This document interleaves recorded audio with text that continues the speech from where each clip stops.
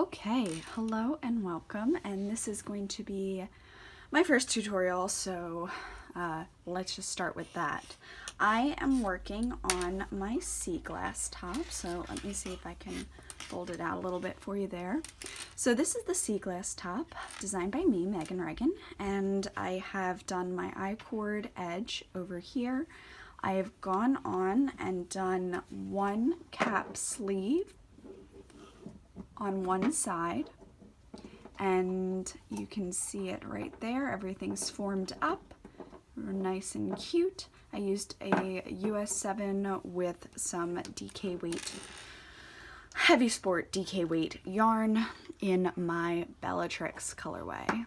So that is the colorway right here. I've caked up my 4th skein. So I'm using 4 skeins to make this DK weight sweater, and I'm gonna have a lot of this left over. I have my 3rd skein still here, not as much and kind of light, so I didn't want to run out. So I've started the first sleeve with this skein here, and then I am going to be doing the next sleeve with the 2nd skein. So I'm hopefully going to keep everything nice and organized and away from each other. So I'm going to just tuck this away. So there is a sleeve cap that we are going to be recreating today. I'm going to just pop that in there to keep it out of the way, and here we go, moving on. And I have been kind of hemming and hawing on how I want to describe this to you, and in the directions I have you mark your center. So I've gone ahead with a circular knitting needle. I've slipped stitches all the way around onto my circular knitting needle, and then I have marked the center. So there are 20 on either side for this, and that is the center that I am going to be using. I have left these stitches off primarily because it gets a little odd since I'm working with a larger cable. If I were working on a really small cable, you could go back and forth. It's very, very, very similar to a short row heel if you've ever done those. But I didn't put these stitches on the cable because this is a little bit longer, and it just adds a lot of fiddling that I don't think I need to do. So moving right along, I'm going to pick this up and bring it a little closer to the camera.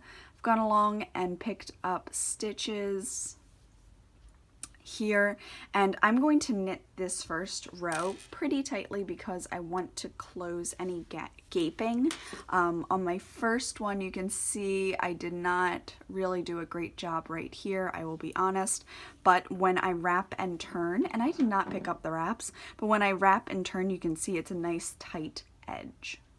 So I really want, when I get these stitches, I want to make sure that I am getting a nice tight edge there.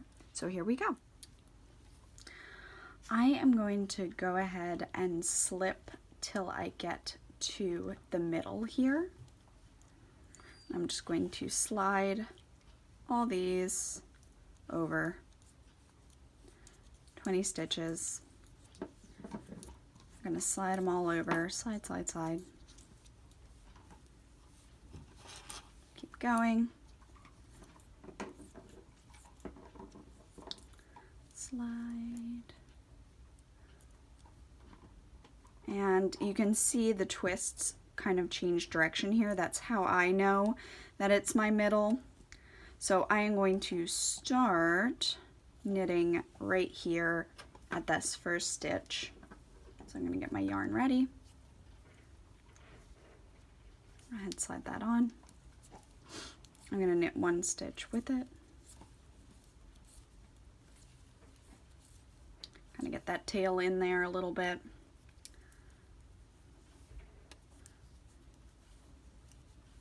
And I'm going to go 8 stitches. So I could also grab a little bit more if you feel that it is too gapey. That is fine. So 2, 4, 6, 8. That is 8 stitches. I'm now going to bring the yarn to the front. I'm going to slip the next stitch. However you can get into that stitch, slip it. Go ahead, slip it back. So now the stitch is wrapped. I'm going to turn my work. I'm going to go in, I'm going to purl back to this marker. That's the next direction. And I am going to try to do these nice and tight, not pulling things. I want to keep those stitches as tight as possible. The direction now is slip marker, so I do. Now I go 8 stitches in the other direction. 2, 3, 4, 5, 6, 7, 8. I now put the yarn to the back, slip a stitch, bring the yarn to the front, slide it back, turn around. I'm going to go right into the stitch I had just worked, and I'm going to go back. I've now done my first short row turn, so I'm going to slip my marker because that's still marked center,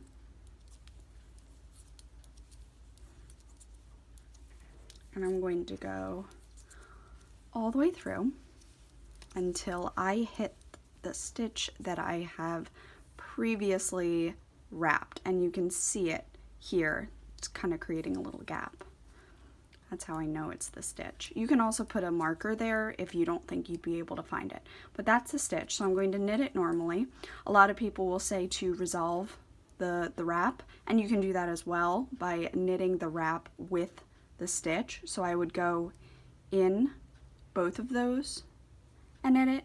I don't mind the wraps on the shoulders. I feel like they add a little bit extra security, so I don't mind it. I am going to wrap the next stitch and turn. So that was 9 stitches. So now I'm going to go all the way to the middle again.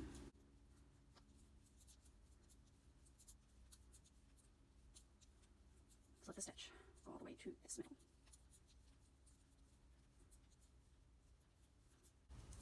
Right, and I have come up to the next stitch that I wrapped, so I'm going to purl that to the back, slip a stitch to the front, slip it back, turn around. And I am going to knit across again.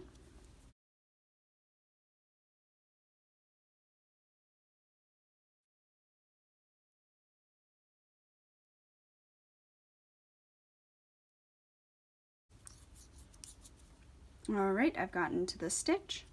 I'm going to knit that stitch to the front, slip a stitch to the back, slip it back, turn around.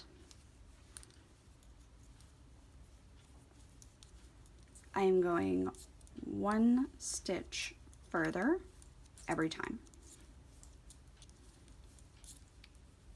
So I'm going to pause there and show you. You can see it's starting to grow right here, and we are going to just work it back and forth. Back and forth. We're about here right now, so we're going to work back and forth all the way across until you get to the end. For me, that was 20 stitches.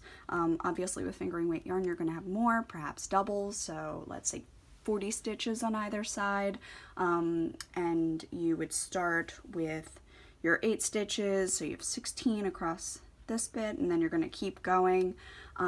You could up that number from 8 to 10 if you want 10 stitches on either side, a bit of a wider cap, or if you really want to start small, you can do that as well. But this sleeve cap, because of the short rows, does work up very quickly. I'm also working on large needles with large yarn, so that does help. But I hope that this little tutorial explanation of benefits has helped you, and I want to thank you for purchasing the pattern.